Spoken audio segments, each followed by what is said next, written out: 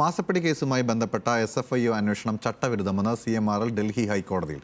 SFIO അന്വേഷണം ചോദ്യം ചെയ്ത് നൽകിയ ഹർജിയിലാണ് CMRL നിലപാട് അറിയിച്ചത്.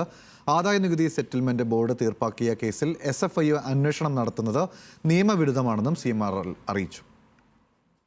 BJP നേതാവ് ഷോൺ ജോർജിന്റെ പരാതിയിലാണ് കമ്പനി രജിസ്ട്രാർ അന്വേഷണം നടത്തുന്നത്.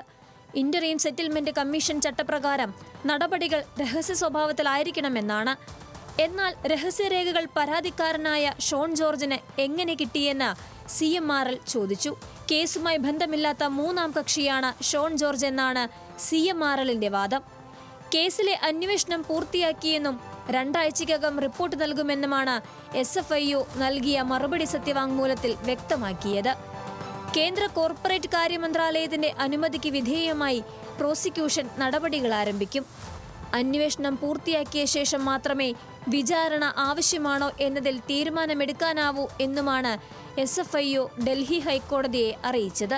വീണ തൈക്കണ്ടിയിൽ ഉൾപ്പെടെ 3 കമ്പനികളുടെ 20 പ്രതിനിധികളെ ചോദ്യം ചെയ്തു. CMRL നിന്നും രേഖകളും പിടിച്ചെടുത്തിട്ടുണ്ട്. നികുതി വകുപ്പിൽ നിന്നും CMRLുമായി ബന്ധപ്പെട്ട രേഖകൾ ശേഖരിച്ചു. CMRL അന്വേഷണവുമായി സഹകരിച്ചില്ലെന്നും SFIO കോടതിയെ അറിയിച്ചിട്ടുണ്ട്. CMRLന്റെ ഹർജിയിൽ ഹൈക്കോടതി തിങ്കളാഴ്ച 3:30 വീണ്ടും വാദം കേൾക്കും.